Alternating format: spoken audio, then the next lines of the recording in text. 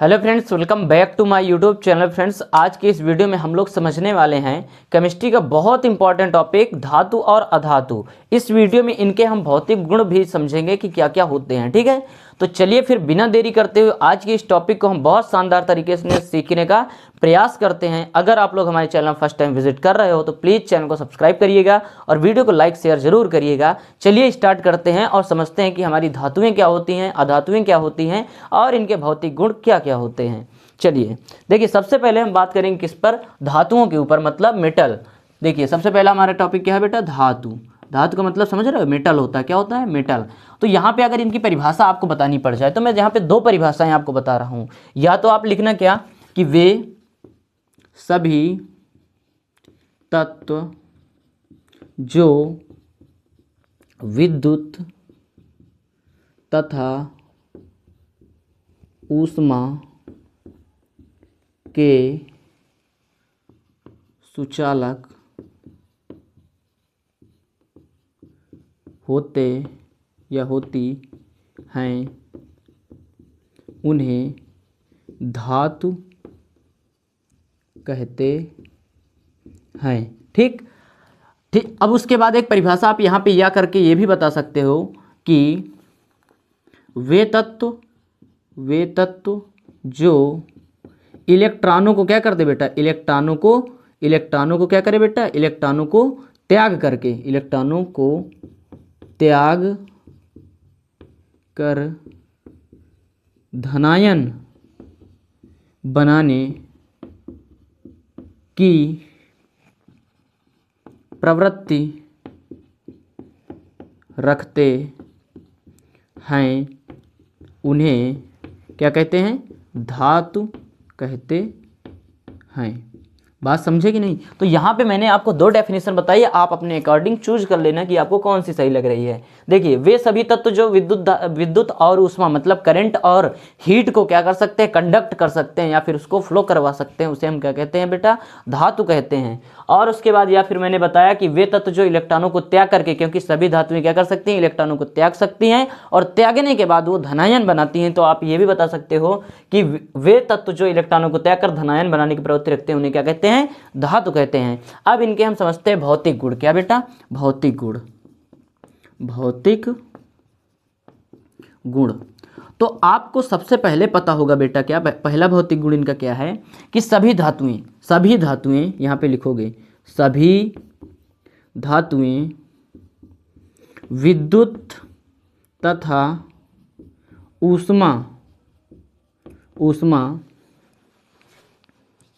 की सुचालक होती हैं। ये हमारा पहला इनकी क्या है, भौतिक गुण है। उसके बाद दूसरा भौतिक गुण हमारा क्या होता है बेटा कि धातुओं में इसमें क्या गुण पाया जाता है, आघात वर्धता का। किसमें, धातुओं में आघात वर्धता का गुण पाया जाता है। मतलब जो हमारी धातुएं होती हैं उनमें बेटा कौन सा गुण पाया जाता है, आघात वर्धता का गुण। अब ये आघात वर्धता होता क्या है, धातुओं को पीट कर चादर बना देना। क्या बनाना, चादर बनाना। ठीक, तो ये आघात वर्धता का गुण होता है। मतलब हम धातुओं को पीट करके क्या चादर के रूप में बना सकते हैं। आपने देखा होगा कि लोहे की हमारी बहुत सारे चादरें आती हैं जिनसे हम क्या बनाते हैं, जैसे दरवाजा वगैरह बनाते हैं, तो हमारा लोहा भी क्या है, एक प्रकार की धातु होता है। अर्थात हम धातुओं से क्या कर सकते हैं, चादर के रूप में, मतलब इनको हम फैला सकते हैं, पीट पीट कर हम चादर इनकी बना सकते हैं। समझे। उसके बाद इसमें तीसरा जो गुण है बेटा वो क्या है, तन्यता का।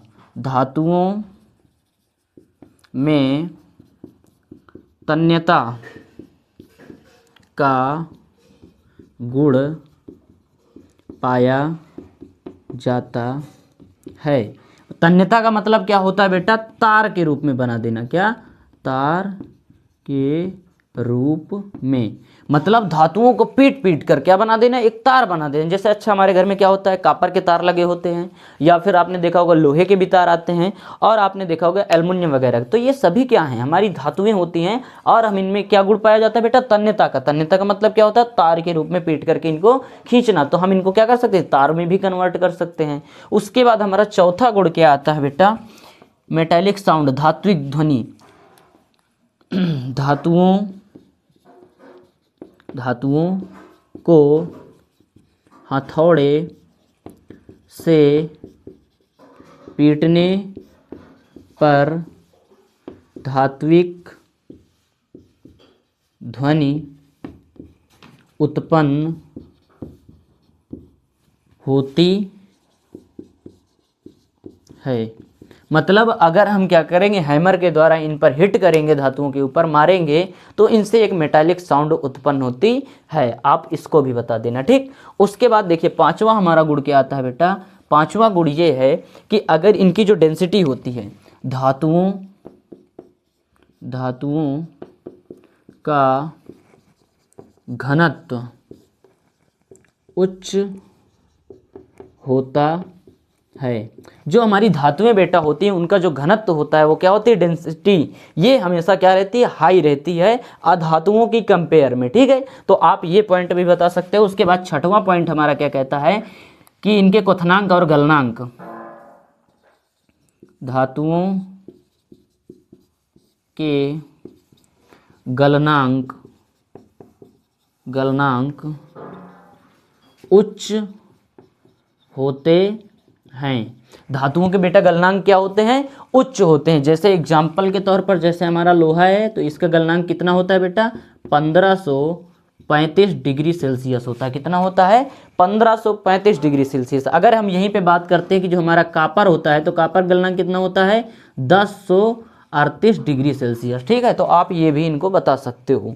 तो मैंने यहाँ पे 6 पॉइंट लिखे हैं। अब एक पॉइंट आप ये भी लिख सकते हो कि धातुएं जो होती हैं बेटा, जो हमारी धातुएं होती हैं, ये क्या करती हैं, जो हमारा क्या होता है, द्रव होता है, द्रव में विलय नहीं होती, सॉल्युबल नहीं होती, इनमें घुल नहीं सकती हैं, ठीक। तो धातुएं द्रव में घुलनशील नहीं होती हैं। या फिर आप ये भी लिख सकते हो कि धातुएं द्रव विलायकों में, जो हमारे लिक्विड विलायक होते हैं, ठीक है, उनमें क्या ये विलय नहीं होती है, अर्थात ये घुल नहीं सकती हैं। तो इतने पॉइंट आपको बताना है धातु के बारे में, समझ गए कि नहीं। अब उसके बाद हम बात करते हैं अधातुओं के बारे में, किसके, नॉन मेटल के बारे में, ठीक है। चलिए, तो यहाँ पे अब हम बात करेंगे अधातु, जिसको हम लोग बोलते क्या है, नॉन मेटल। अब देखिए, इसमें आप डेफिनेशन इसकी जस्ट अपोजिट बनाओगे। जैसे इसमें मैंने क्या कहा, वे सभी तत्व जो विद्युत तथा ऊष्मा का चालन करती हैं या सुचालक होती हैं। तो यहाँ पे आप क्या बनाओगे, वे तत्व जो विद्युत तथा ऊष्मा का चालन नहीं करते हैं, उन्हें हम क्या कहते हैं बेटा, अधातु कहते हैं। या फिर आप ये भी बता सकते हो कि वे तत्व, या फिर आप एक ही डेफिनेशन बताइए, ठीक है, ज़्यादा जरूरी नहीं होता, क्योंकि आपकी ये जो डेफिनेशन बहुत सटीक है, तो आप यहाँ पे तक ही बता सकते हो। नहीं तो इसका आप जस्ट अपोजिट कर देना, दूसरी भी हमारी तैयार हो जाएगी। अभी मैं वही पॉइंट को क्या कर दूंगा, नीचे ऐड कर दूंगा, या फिर आप लिख भी सकते हो। कैसे, देखिए यहाँ पे, वे तत्व जो इलेक्ट्रॉनों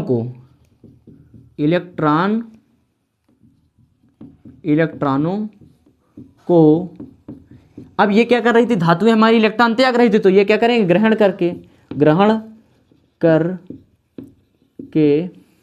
ऋणायन बनाने की प्रवृत्ति रखते हैं, उन्हें अधातु कहते हैं। ठीक, जो क्या करते बेटा, इलेक्ट्रॉनों को ग्रहण कर ले, जो ग्रहण करेगा वो क्या हो जाएगा, ऋणी हो जाएगा, और जो त्याग रहा है मतलब क्या कर रहा है, दान कर रहा है, त्याग रहा है, तो वो क्या हो जाएगा, धनी, क्योंकि जिसके पास होगा वही त्यागेगा ना। तो यहाँ पे आप ये कह सकते हो कि जो हमारी धातुएं होती हैं वो क्या होती हैं बेटा, धनायन होती हैं, और जो हमारी अधातुएं होती हैं वो क्या होती हैं, ऋणायन होती हैं। ठीक है, तो अब यहाँ पे आप इनके भौतिक गुण देखते हैं, क्या भौतिक गुण। तो देखिए सबसे पहला भौतिक गुण क्या है कि सभी अधातुएं, सभी अधातुएं, अब अधातुओं में आप इनके नाम भी लिख सकते हो। ठीक है, जैसे मैंने धातु में क्या बताया था आपको, लोहा हो गया वगैरह वगैरह। ठीक है, यहाँ पे आप क्या कर सकते हो, सल्फर हो गई हमारी, क्या हो गई, सल्फर हो गई, कार्बन डाइऑक्साइड वगैरह, ये सभी की सभी क्या है, अधातु होती हैं। क्या होती हैं, अधातु होती हैं। ठीक है, तो यहाँ पे आप क्या लिखोगे कि सभी अधातुएं विद्युत तथा ऊष्मा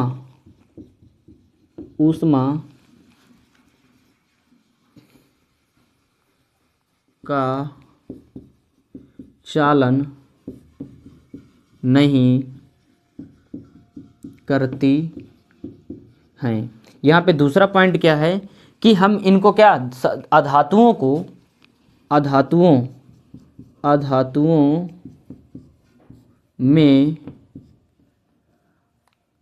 या फिर आप लिख सकते हो अधातुओं को पीट कर चादर के रूप में नहीं बदला जा सकता। ठीक है, अब हमारा क्या है, तीसरा गुण क्या है कि सभी, यहाँ पे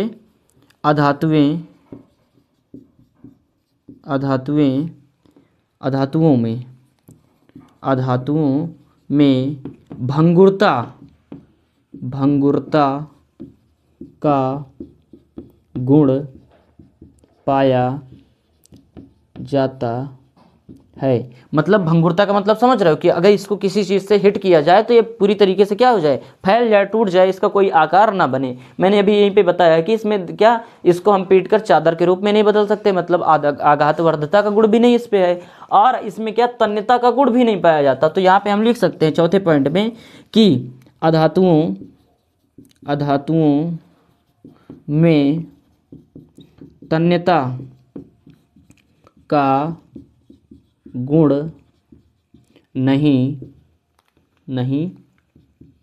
पाया जाता है। ठीक, अधातुओं में काहे गुण बेटा नहीं पाया जाता, तन्यता का गुण नहीं पाया जाता। उसके बाद क्या कहता है कि अगर हम इनको क्या पीटेंगे, यहाँ पे इनको हथौड़े से पीटने पर धात्विक ध्वनि नहीं उत्पन्न होती है। अगर बेटा हम इनको क्या करेंगे, हथौड़े से पीटेंगे भी, तो इनमें से कोई भी धात्विक साउंड उत्पन्न नहीं होगी। उसके बाद देखिए हमारा फाइनल एक क्या होता है कि जो इनको क्वथनांक व गलनांक होते हैं, यहाँ पे 6, इनका गलनांक निम्न होता है। क्या होता है, निम्न होता है। ठीक, मतलब अधातुओं का गलनांक हमारा क्या होता है बेटा, निम्न होता है। उसके बाद बेटा 7वां पॉइंट हमारा है, इनका घनत्व कम होता है, और इनमें बेटा चमक नहीं पाई जाती। 8वें पॉइंट में क्या, इनमें चमक नहीं पाई जाती, इनमें कोई भी प्रकार की विशेष चमक नहीं पाई जाती। और उसके बाद ये बेटा क्या होती है, 9वां पॉइंट हमारा क्या है, ये द्रव विलायकों में विलेय हो सकती हैं। एग्जाम्पल के तौर पर आपको पता होगा कि जो कार्बन डाइऑक्साइड होती है, CO2 होती है, ये क्या हो सकती है, जल में घुलनशील है। सल्फर है, ये भी हमारा क्या है, जल में घुलनशील होती हैं। तो मैंने ये सारी चीज़ें आपको डिटेल में लिख करके समझाने का प्रयास किया है। सारे पॉइंट मैंने एक एक पॉइंट लिखा है यहाँ पे। तो उम्मीद करता हूँ आप इन सब को क्या कर रहे हो, समझ रहे हो या समझ चुके होंगे। तो इसका आप स्क्रीनशॉट कर लीजिए और इनको अपनी नोट्स में लिख लीजिए, ठीक है। उसके बाद इसको आप एक बार अपने मन से पढ़िएगा, आपको ये दोनों टॉपिक बहुत अच्छे से समझ में आ जाएंगे, ठीक। तो चलिए फिर इस वीडियो को यहीं पे समाप्त करते हैं और मिलते हैं आपसे कल नेक्स्ट